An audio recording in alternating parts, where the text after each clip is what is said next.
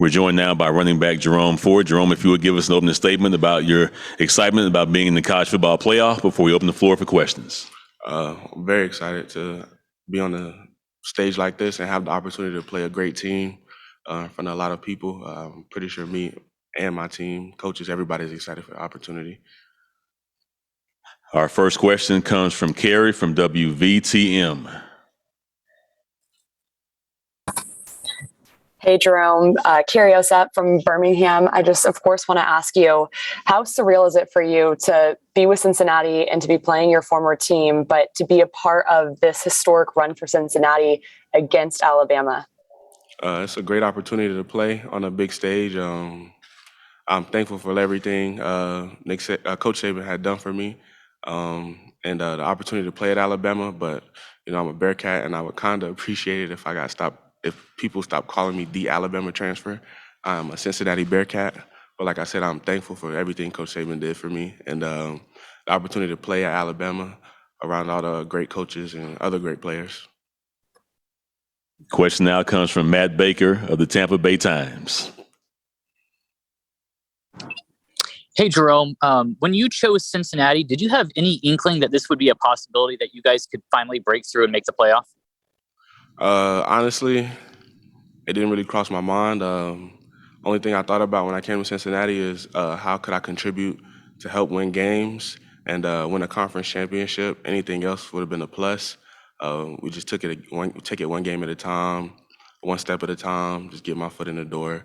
I didn't really think much about a national championship or anything besides winning one game at a time.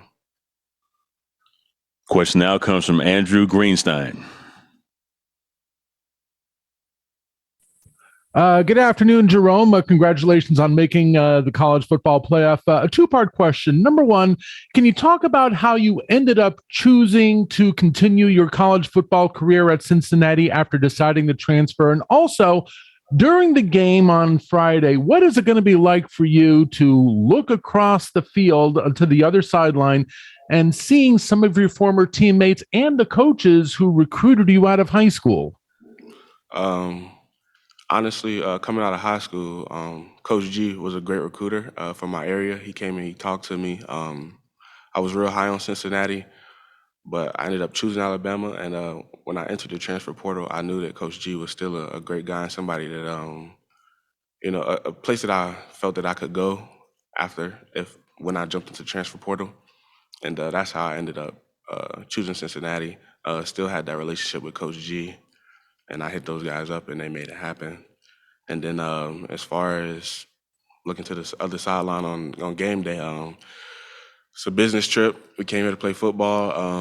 It won't be one of those things where it's like, oh, my buddies are over there. It'll be just like playing another team. We came to play a game and win a game. And, we're just grateful for the opportunity to play on such a big stage. Next question comes from Skylar Dixon. Jerome, as the season developed and it started to look like the playoff might be a possibility for you all, did you ever find yourself thinking about the possibility of playing Alabama, or did you kind of intentionally try to keep that out of your mind? We intentionally tried to keep it out of our mind and focus one game at a time. All the playoff talk all year, we just try to stay close to our brothers in the locker room and, just focus one game at a time, one play at a time, one practice at a time, and be where our feet are and be us. I didn't really think anything about a national championship, take it one game at a time or a playoff game. And now that we're here, we focus one game at a time. Our next question comes from Gary Miller. Hi, Jerome. Congratulations on getting here. Just wanted your impressions on getting a look at AT&T Stadium and seeing a field that they've had Super Bowls on and the Cowboys are playing last night. And do you ever do any visionary things where you picture yourself running for a touchdown or someday playing in the NFL on that same field? What was your impression when you walked in? We came in for a game last night and we actually got to see them play. And it was kind of surreal. It was kind of starstruck. It was crazy just watching the fans and everybody go crazy and actually watching players play. It was pretty fun. I definitely, if I'm blessed enough, I could see myself playing on a field like this in the future. Next question comes from Chad Brendel. Jerome, you had a bit of an ankle injury through the middle of the season. How difficult was that? It was more of a mental thing. The training staff did a great job of getting me back as soon as they could. They helped me every step of the way. It got frustrating at times, but like I said, we have a great training staff, and they helped me through it. And we got back, and we started rolling.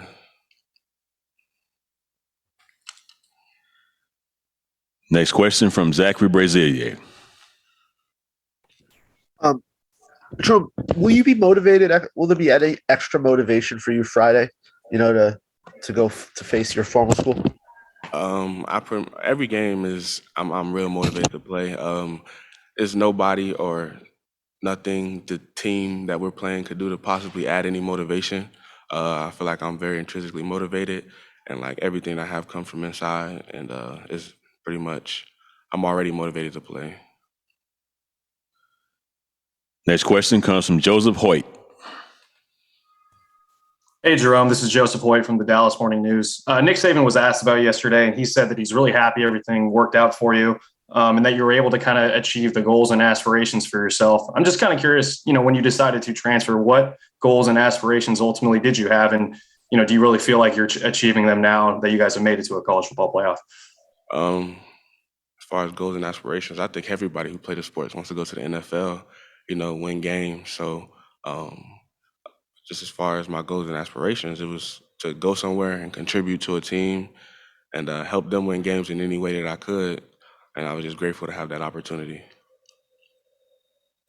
Question now from Charlie Potter. Yeah, hey, Jerome. Earlier, former teammates like Brian Robinson and Phil Mathis talked about being excited for you. Do you keep up with those guys, and do you kind of share that same sentiments, enjoying seeing them have success? Yeah, I keep up with them, of course. Just before I was here, they were like brothers to me, older brothers, people that you could lean on and that led you in the right direction. So, of course, I was happy to see them when they won a national championship last year and, continue to be excited for those guys. Next question comes from Mike Rodak.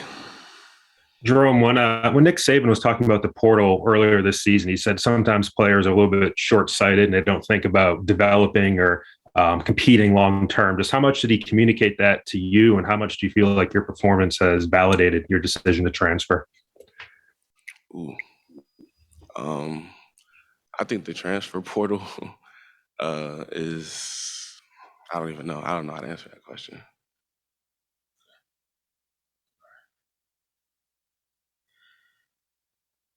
Next question comes from Chad Brendel. Jerome, talk about the development of your offensive line. There were some moving parts and pieces early in the season, but it seems like they have really gotten it together of late and what they've been able to do in opening holes for you. Offensive line has been great all season. It takes time to really, I guess get everything clicking on the same page. I think this season, every game we got better as a unit. I feel like I'm an offensive lineman too. Those are my guys. Those are my brothers. I just feel like every game you get better and better and better, and that's the goal to, be as close to great at the end of the season as you can. Next question comes from Gary Miller. Hey, Joe. Just to follow up to what I asked before about AT&T, and did you get any backlash? Gary, with can all you the re-ask the COVID question, protocol? please? Gary, you're breaking up a little bit. Can you re-ask the question, please, Jerome, from the beginning? Okay, can you hear me now? Yes, thank you. Okay. Jerome, just to follow up to you guys going to the Cowboys game last night, just how did it come about? Did you get any backlash for going out as a group with all the COVID protocols? And what kind of protocols and precautions do you? Our training staff does a great job with COVID and all precautions and measures that we should take. And to be honest, any questions about COVID would probably be better for Coach Fick or not coaches. And our final question comes from Skylar Dixon. Jerome, you're in a kind of unique position, having been at a program where the CFP is almost a matter of routine, and now you're on the one that's been the first to break through from the group of five.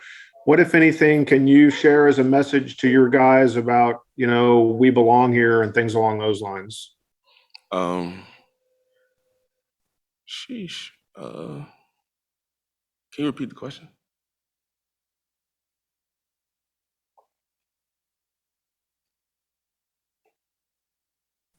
Can you hear me? Can you repeat the question, please? From being in a kind of unique position of having been at Alabama where, these things are kind of a matter of routine, and now you're at a program that's broken through as the first group of five school to get in. What kind of message can you carry for your teammates? Sort of, you belong here. You're going to prove that Cincinnati belongs in this kind of mix. We had a nice season, undefeated season. We just pretty much need to be us and do what we do. We don't need to do anything extra. Just pretty much be us. And I feel like being us will be enough to prove that, we belonged here and we should be here. That concludes our time for